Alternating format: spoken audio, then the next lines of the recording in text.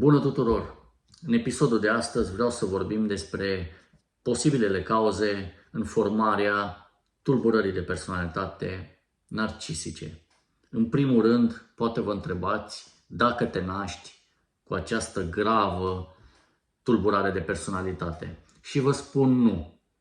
Ea ori se formează în prima parte a vieții, adică în perioada infantilă, ori în perioada de adolescență. Iar când vorbim despre narcisism, vorbim despre rana narcisică, celebra rană narcisică, care se formează în urma unui ego, atenție, vorbim despre un ego care a fost umilit, un ego care a fost strivit, iar persoana care a suferit lucrurile astea și-a format un alt ego alternativ.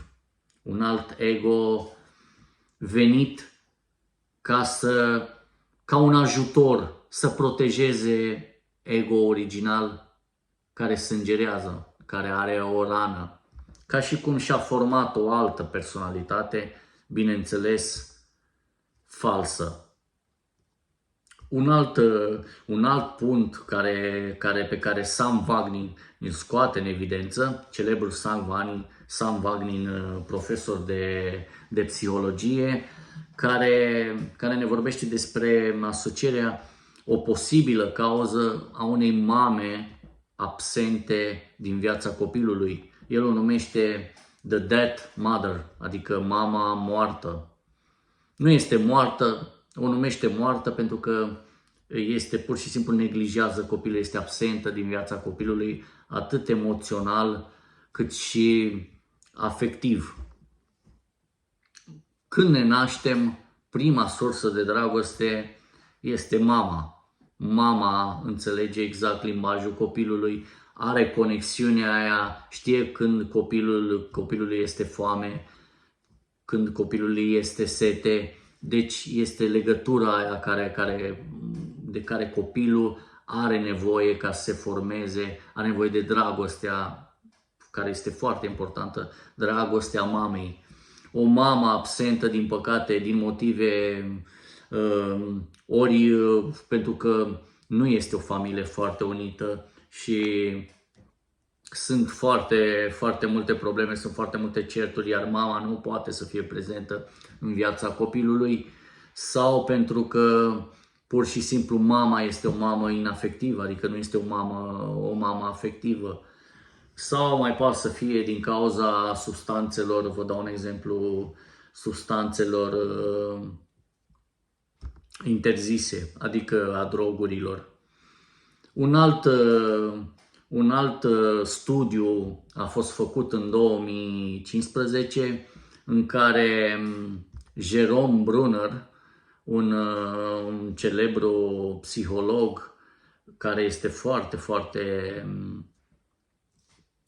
pasionat de parenting și de toate anomaliile și toate traumele din viața copiilor în special, ne prezintă patru stiluri diferite, 4 stiluri parentale în care copiii au suferit traume, iar traumele astea în urma comportamentului care este diferit în astea 4 cazuri, copiii sau persoane să fi dezvoltat o tulburare de personalitate narcisică. În primul rând, Brunner ne spune despre copilul care se vrea să fie excelent, adică părinții îi oferă atenție sau dragoste în urma performanțelor pe care le obține.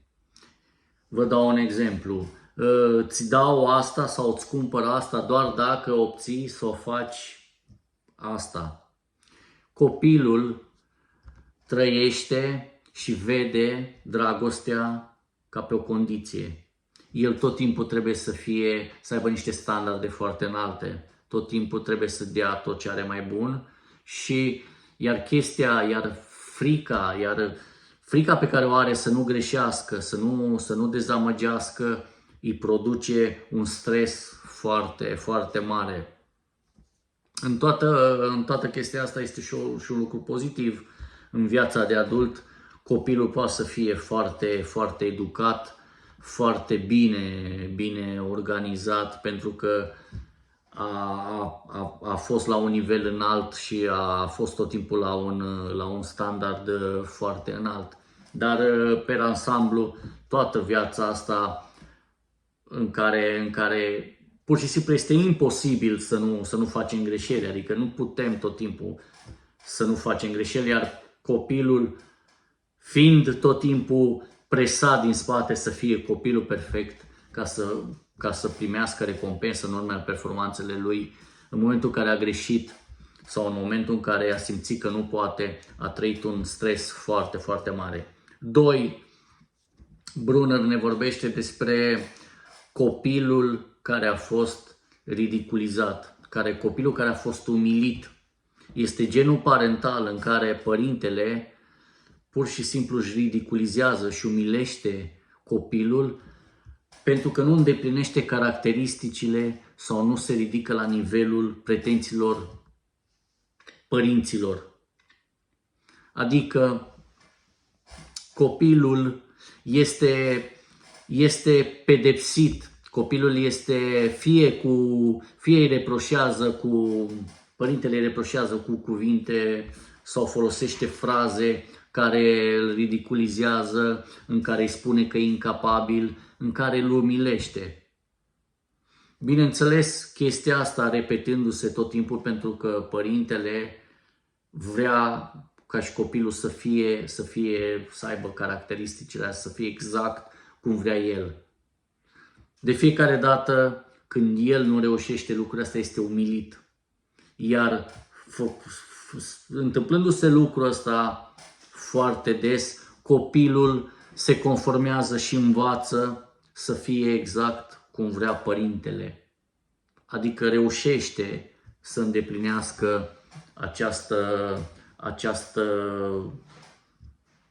acest tipar al părintelui. Conformându-se stilului, o să fie un adult frustrat, pentru că nu dezvoltă propriile distanțe interioare.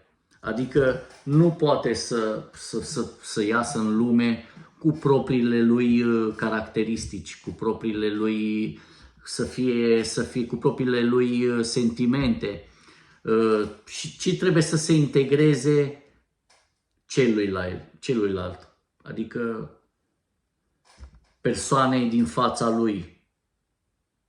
Adică, mă explic mai bine, în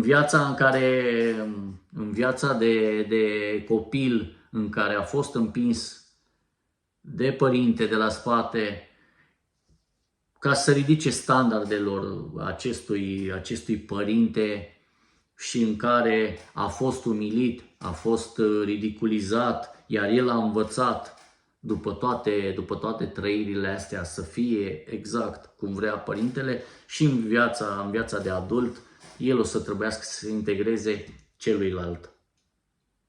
Adică celălalt devine la un moment dat chiar frustrant, pentru că este motivul pentru care el nu poate să fie autentic. El nu poate să fie el. Deci este propriul stil în care propriul părinte își face bullying copilului. Copilul, imaginea părintelui pentru el devine amenințătoare. 3. Brunner ne vorbește despre copilul care este răsfățat sau cocolășit. Adică copilul care este ținut într-un bol de sticlă. Într-un bol de sticlă în care este pus fie de părinți care vor să-l protejeze, sau fie pentru că părinții vor ca el să învețe să se protejeze singur. Bineînțeles, în momentul în care o să se lovească de viață și o să iasă din bolul ăla de sticlă, pentru că în viață trebuie să ne descurcăm singuri, o să fie șocat de că alte persoane nu îi satisfac nevoile, adică el nu îi proteja tot timpul cum a fost toată viața în acel bol de sticlă și atunci el, având pretenția ca toată lumea să satisfacă nevoile și că toată lumea, exact ca părinții pe care l-au pus în bolul ăla, trăiește doza asta, adică are pretenția asta de superioritate, trăiește un stres enorm, pentru că în viață trebuie să învățăm să ne descurcăm singuri. Și 4, Brunner ne vorbește despre situația copilului în care este neglijat. Putem să facem o paranteză și să vorbim despre situația în care ne povestește Wagner despre mama care neglijează. Tot aici se vorbește despre copilul care este lăsat de izbeliște, copilul care învață să supraviețuiască singur, care vede în fiecare om o oportunitate, pentru că trebuie să supraviețuiască.